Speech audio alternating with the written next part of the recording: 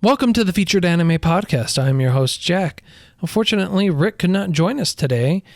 This week was his choice. It was Howls Moving Castle. This is, personally, one of my favorite animes. It is done by Studio Ghibli. It was licensed by Walt Disney, and the producers of it were D. Wrights and Tokuma Shoten. It originally came out in November 2004. It is a adventure, drama, fantasy, romance movie, and it is very kid-friendly. This is something that you and your whole family can enjoy. This movie really follows along Sophie and Howell and their story and how they're coming together. Now, it starts off with Sophie looking really young, looking like a youthful early 20s, I would say, woman. Howell being roughly around the same age. And Howell lives in a castle that moves, that looks like it's actually made up of different parts. Several different parts, including some smokestacks and everything else. It is quite the mess. Now, when Sophie first meets Howell, she doesn't believe it's Howell because, well, he only goes after beautiful young women. And also, he is a wizard that only goes after women's hearts. Now, and they have to be, according to the rumor, beautiful women. And that he devours their hearts. Why, how, and what way did this rumor came about, or why this comes about is another story entirely, one of which I do not know. I would love to know, actually, why. It is based off of a novel, so maybe it is gone into detail a little bit more in the novel, I would hope. Maybe? Well, when she first meets him, it's because she's getting harassed by a couple of soldiers and he saves her, but he's also using her as a shield, so to speak. He's trying to throw off the Witch of the Waste because the Witch of the Waste really wants him. He don't want any part of her, but she really wants him because he's a young, strapping man, and she also later on talks about eating them up or something like that, or devouring their hearts or something. I don't know. She's a little weird, and God knows how old she is. You can tell, like, you learn that she uses magic to keep her youthful appearance, and when the story progresses on, she has her magic stripped from her. She looks pretty old. I'm jumping ahead a little bit, but Witch of the Waste is a side character that's kind of pivotal at a couple of points. The beginning and really at the end. Now, she meets Sophie. The Witch of the Waste meets Sophie and curses her because she's plucky. Were the words of the Witch of the Waste. And what ends up happening is Sophie is forced to be physically aged and look how she feels and acts, I guess. They don't specify the details of the curse, which I would love to know the details of this curse and how it works, because they don't detail it. I mean, like, the impression I got is she's going to look how she feels. And so if she looks and acts old, she's going to look and be old. But if she acts and feels young, then she will be young. Kind of unique. I mean, like, if that's the case, if she were to act and feel like a child, a baby, would she instantly regress to being a baby? Or would she go back to her youngest point at which the curse was implemented? So like maybe her early 20s. That would be something really interesting to know. Now, if anyone's read the book, or if they happen to know the more intimate details of something like that, please reach out to me and let me know at featuredanimepodcast@gmail.com. I would love to know. I mean, because that would be real. That's a really interesting curse. I mean, if there was a curse like that, like how would that work? How would that, like what would be the long-term ramifications of that? Like could you at that point perpetually be young forever? I mean, like you technically could stop aging as a result of that curse. Also, on the flip side, you can cause yourself to die instantly. I don't know. That's a really interesting thought. When Sophie gets cursed, anyways, back to the movie. When Sophie gets cursed, she becomes this old lady, and they don't go over the details of it. You just know that she can, when she's sleeping, she's young, she's youthful. When she's awake, she ain't so young and youthful. She looks like she's in her 70s, 80s, 90s. Depending. At the beginning, she looks like she's 90-something, and she eventually gets younger and younger and younger. As the story progresses on, she starts gaining more energy, feeling a little bit more youthful, and moving on in life, and meeting Calcifer, who is a fire demon that's actually living inside the Howls castle that's moving it and actually holding it together. Because of Calcifer, this castle is allowed to move around. Why not? It's a magical world. We have witches and wizards. Why not a fireplace that has a very mushy bottom, apparently, because you see it get picked up? Why not have that thing hold the house? Now, you find out it's a fire demon, but why he's restrained to the house, they don't go into the details. Because when you're cursed, and they do specify this, when you're cursed, you cannot give the details of the curse. So you can't talk about it, you can't give details about it, you just say, hey, I's a cursed, and that's it. Assuming you can even say you're cursed. I don't even think, yeah, and that's about it. You can say you're cursed, and that's it. I am cursed. Howl is cursed. We are cursed together. You need to figure out the details of this curse, and that's what he tells Sophie. He's like, hey, you help me break the curse that Howl and I are under. I will help you break your curse.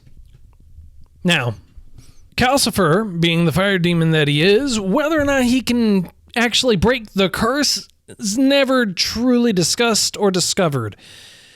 You just assume that Sophie breaks her own curse at the end, kind of. I mean, she does have gray hair at the end, even though she looks like, with the exception of the hair, how she did at the beginning. And I guess the easiest way to really describe and talk about this story is that Hal used to be a very powerful magical wizard who was known for being a womanizer. And at least that's the rumor.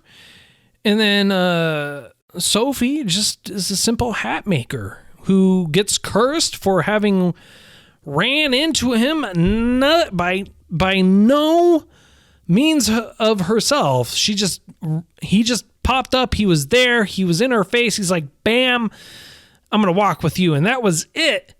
And then the Witch of the Waste gets pissed off at her and curses her, which then drives her to Howl through a random event because of that. So she gets cursed. She just wanders off because she can't stay home because she's cursed and looks like she's 90 years old. And through being with Howl, she starts feeling youthful, starts having all this energy, and starts really, coming to terms. And then along the way, she also runs into a scarecrow with the head of a turnip. And that's pretty much the whole significance of him, is that he's a scarecrow that has the head of a turnip. Now, when Sophie meets Hal the second time at his home in the moving castle, she is of the old lady. Now, Hal knows, I get the feeling, at least my interpretation is, he sees her and he knows who she is. Like instantly. He doesn't need her to really say anything, doesn't need any other clues, anything like that. And I would even argue that Calcifer even knows who she is instantly, because you just get this feeling that they know each other, like they all know her. Not that she knows them, but they know her. And as the story progresses on, as he really starts maturing and moving on in life and becoming a man, you also have this other character that's there, a part of them, Markle. Now, Markle is a child who is the apprentice of Howl. Now, how he came to be there and why he is there is never discussed. You just know that there is a 10-year-old, I would assume maybe 12 at the most, there with a man living with him as his apprentice. Now, what happened to his parents, why he's there, if there's any special backstory to him, never discussed. I would love to know this. I would love to know why he is there, how he came to be there. But in terms of the grander scheme or in terms of the story as a whole, I guess it's really not that important. But you learn as the story progresses on, also that Howl, with his curse, when he's turning into this like beast bird thing, it's becoming harder and harder for him to turn back into a human. And you get from the discussion that he has with Calcifer while everyone's asleep, that is a part of the curse. And that's the reason why he's having difficulty turning back, or what's happening is he's slowly becoming that bird beast thing. And that's the result of his curse. Pretty interesting, if I may say. Which also, I mean, like every time he turns into it, it becomes a little bit harder for him to go back, which is also stated. I mean, like, which is why it's a little urgent for the curse to be broken for them. And you really get this from Calcifer. Every time he talks to her, every time Hal comes back, it's always a point of like, yes, he doesn't look good. You really need to hurry up and find a way to break the curse. And he says that every time Hal comes back. Now, you do have some points in there where it's like kind of joking. He's very, very flamboyant. He's very he is very metro in terms of his looks and appearance. He's very well groomed and manicured. He's very well dressed and stylish. I could never pull off the clothes or looks he does. That is for very sure. And what ends up happening is Sophie cleans up their mess of a bathroom. Dear God, that bathroom was such a mess when they show it. Because they first show when she first gets to the house. I'm sorry for backtracking. When she first gets to the house, to Howl's castle, that place is a mess. Like, it is an utter mess of a place. There's trash, cobwebs, rats, God knows what else, trash piled up. Like, there's all kinds of stuff stuffed in that sink.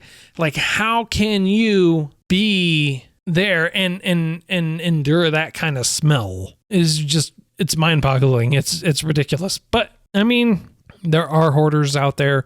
There are people out there that do that on a daily or weekly or whatever basis. So I guess I understand, but she just goes through and my God, how fast she can clean is ridiculous, because she cleaned up that entire bottom section, or that entire section when she first walks in.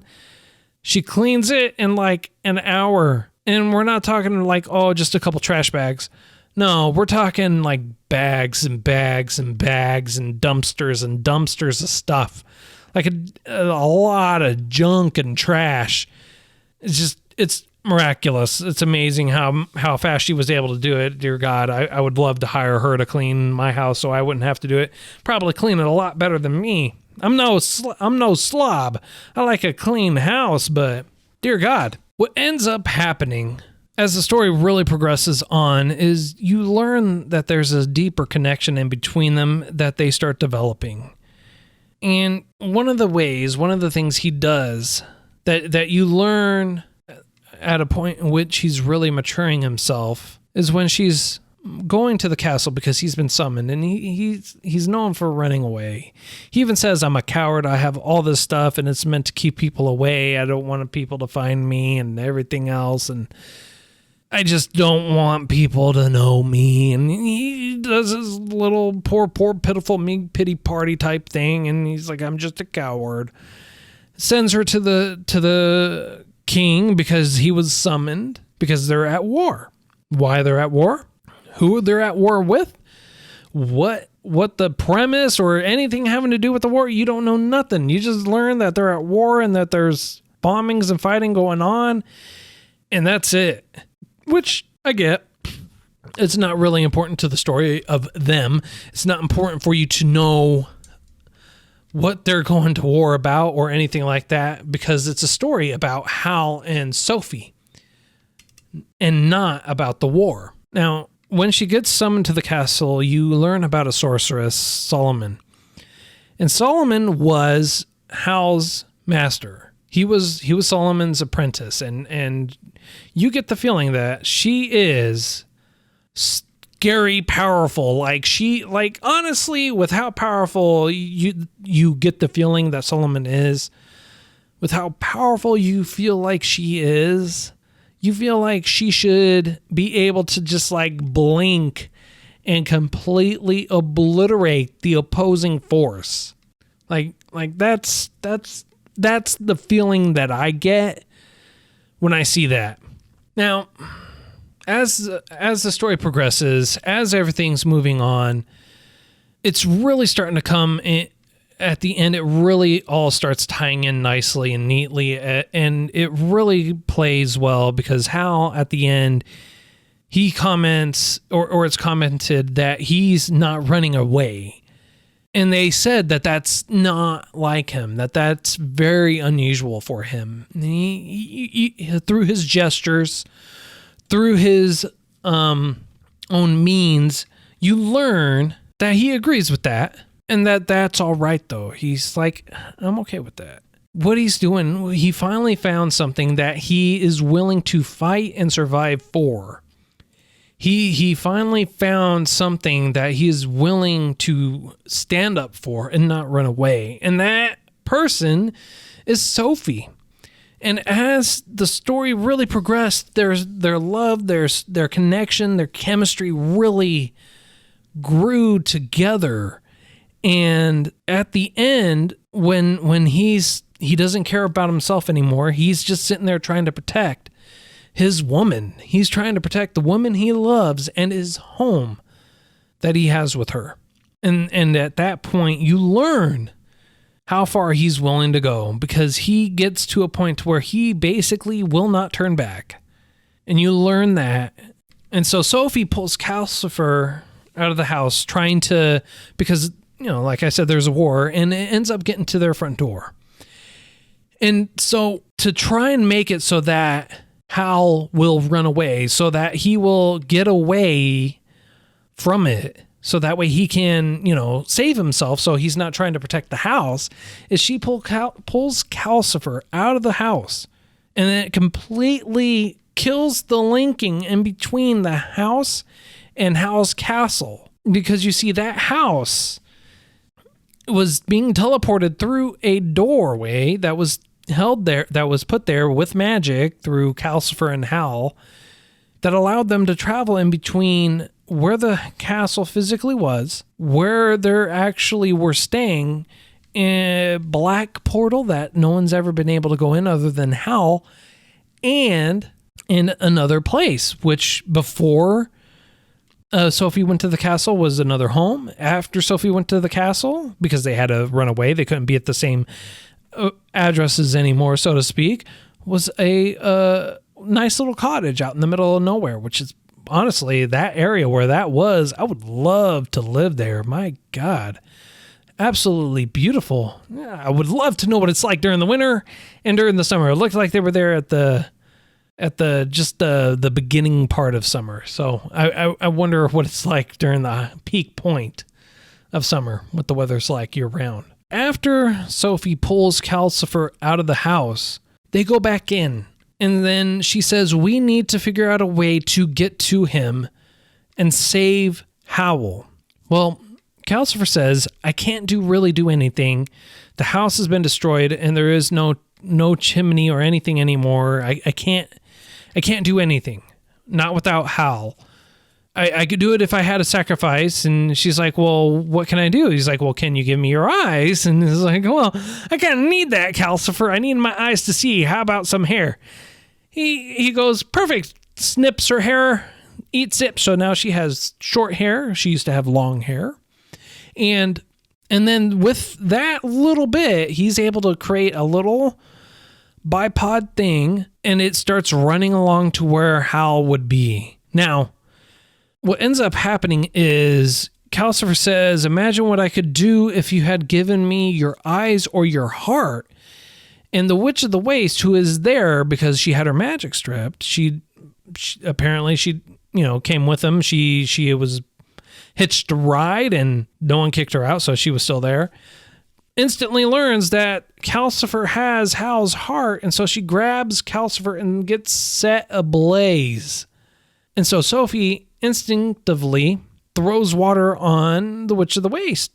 Natural reaction, considering she was on fire, but almost douses Calcifer. Now, a key point of this curse is if Calcifer or Hal die, the other one dies too.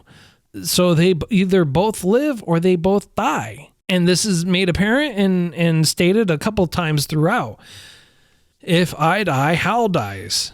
Which it also works and vice versa. If Hal dies, Calcifer dies. Because the Witch of the Waste had grabbed the heart and doused it, the bipod thing falls apart almost completely and starts falling down, and then Sophie starts falling.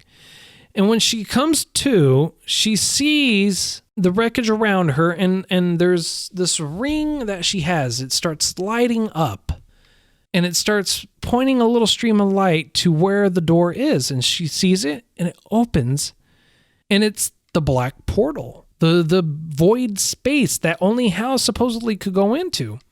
Well, when she goes into it, it's dark. It's not dark as in black. It's a black void, obviously, but she ends up in Hal's past when he's a kid, and it's night out, and there's a bunch of shooting stars.